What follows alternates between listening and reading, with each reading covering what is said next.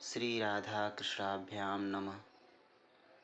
श्रीमद्भागवत महापुराण चतुर्थ स्कंध अथ खड्विंशो अध्याय।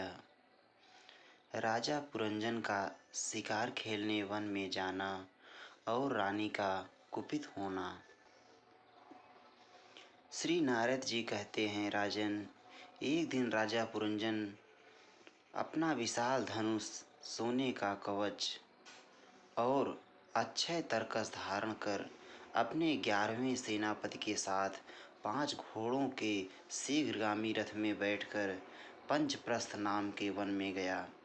उस रथ में 2 ईसा दंड बम्ब, 2 पहिए, 1 धुरी, 3 ध्वज दंड, 5 डोरियां, 1 लगाम, 1 सारथी, 1 बैठने का स्थान, 2 जुएं, 5 आयुध और 7 आवरण थे। वह 5 प्रकार की चालों से चलता था तथा उसका साज-बाज सब सुनहरा था। यद्यपि राजा के लिए अपनी प्रिया को क्षण भर भी छोड़ना कठिन था, किंतु उस दिन उसे शिकार का ऐसा शौक लगा कि उसकी भी परवाह न कर वह बड़े गर्व से धनुष बाण चढ़ाकर आखेट करने लगा। इस समय आसुरी वृत्ति बढ़ जाने से उसका चित्त बड़ा कठोर और दया शून्य हो गया था।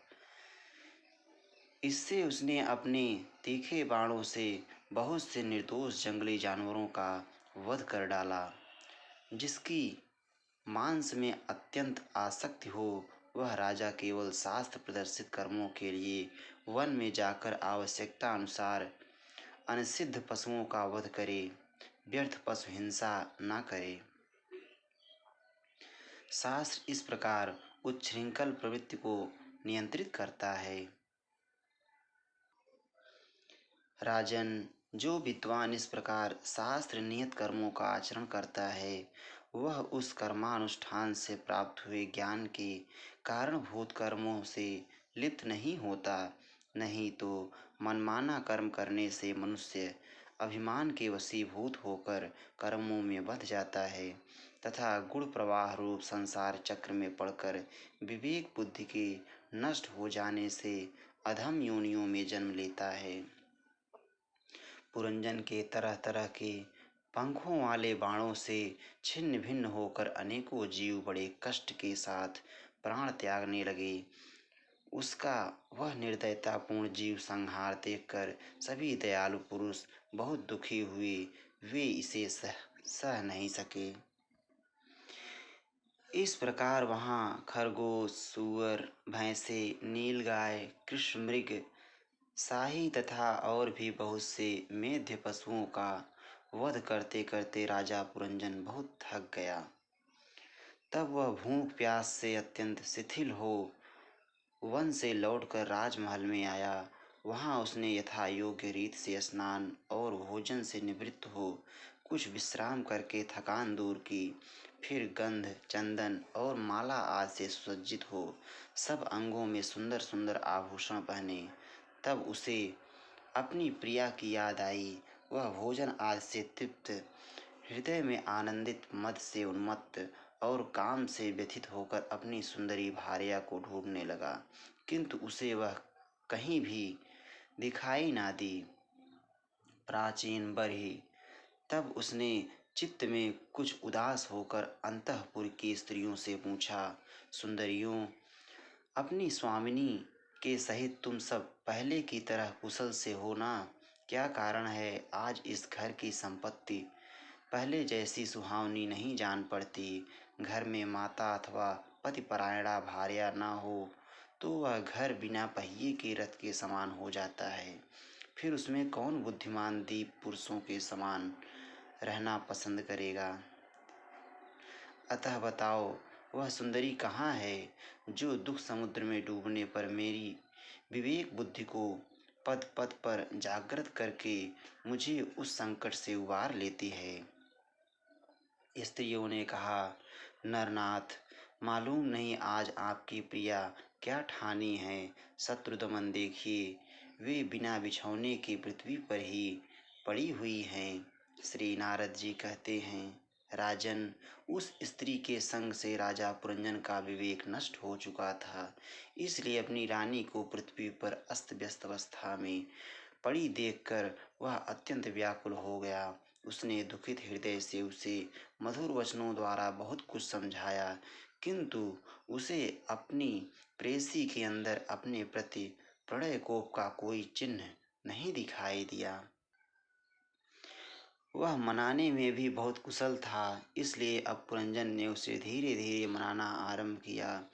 उसने पहले उसके चरण छुए और फिर गोद में बिठाकर बड़े प्यार से कहने लगा। पुरंजन बोला, सुंदरी, वे सेवक तो निश्चय ही बड़े अभागे हैं, जिनके अपराध करने पर स्वामी उन्हें अपना समझकर शिक्षा के लिए उचित दंड नहीं देते। सेवक को दिया हुआ स्वामी का दंड तो उस पर बड़ा अनुग्रह ही होता है।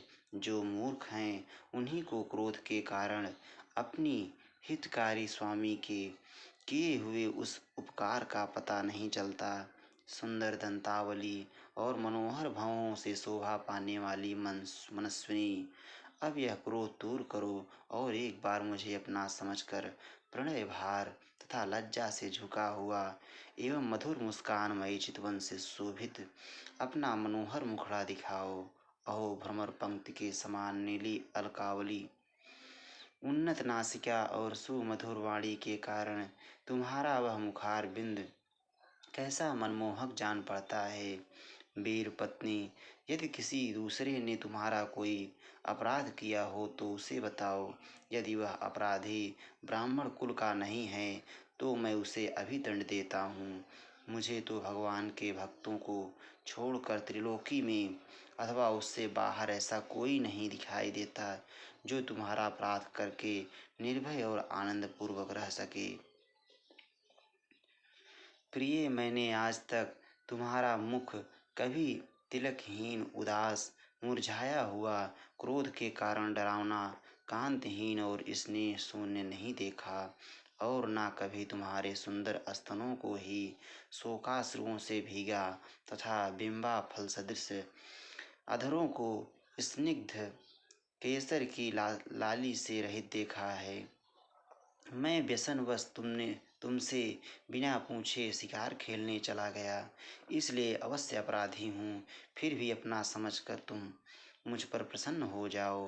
कामदेव के विषम बाणों से अधीर होकर जो सर्वदा अपने अधीन रहता है, उस अपने प्रिय पति को उचित कार्य के लिए भला कौन कामनी स्वीकार नहीं करती।